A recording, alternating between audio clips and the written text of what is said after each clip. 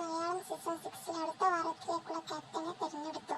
ഈ വാരത്തിലെ ക്യാപ്റ്റനായി ജിൻഡോ, ശ്രീതു, നന്ദ എന്നിവരായിരുന്നു ഇത്തവണത്തെ ക്യാപ്റ്റൻസി മത്സരാർത്ഥികൾ. രസകരമായ ഒരു ടാസ്കാണ് ക്യാപ്റ്റൻസി തീരുമാനിക്കാനായി ബിഗ് ബോസ് ഇക്കുറി നൽകിയത്. ഹൗസിന് പുറത്ത് തയ്യാറാക്കപ്പെട്ട കളിസ്ഥലത്ത് 3 പെഡസ്റ്റൽ ഫാനുകളിലായി കപ്പുകൾ ഘടിപ്പിച്ചിരിക്കുന്നു. ഫാനുകളിൽ നിന്ന് കൃത്യമായ അകലത്തിൽ 3 മത്സരാർത്ഥികളും നിൽക്കേണ്ട പോയിന്റുകളും അടയാളപ്പെടുത്തിയിരിക്കുന്നു. രണ്ടിനും ഇടയ്ക്കായി മേശകളോ മത്സരം തുടങ്ങുമ്പോൾ ഫാനുകളും ഓണാവും. വന്നിരിക്കുന്ന സ്ഥലത്ത് നിന്നുകൊണ്ട് ഫാനിന്റെ കാറ്റിനെ മറികടന്ന് ഫാനിൽ ഘടിപ്പിച്ചിരിക്കുന്ന കപ്പുകളിലേക്ക് പ്ലാസ്റ്റിക് ബോളുകൾ എത്തിക്കുകയാണ് മത്സരാർത്ഥികൾ ചെയ്യേണ്ടത്.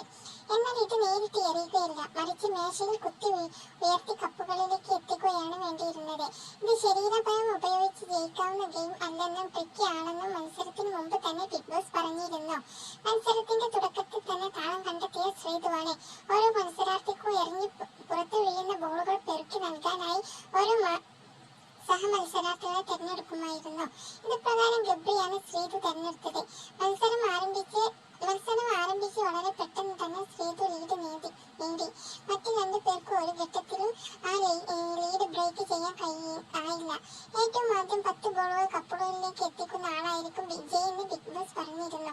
ഇത് പ്രകാരം ശ്രീതുവാണ് മത്സരത്തിൽ ജയിച്ചത്. ഗംഭീര പ്രകടനമാണ് ശ്രീതു നടത്തിയതെന്ന് ബിഗ് ബോസ് അഭിനന്ദിച്ചു. ഒപ്പം 7ാം വാരത്തിലെ ക്യാപ്റ്റനായിരിക്കുമെന്നും ശ്രീതുവാണെന്നും ബിഗ് ബോസ് പ്രഖ്യാപിച്ചു.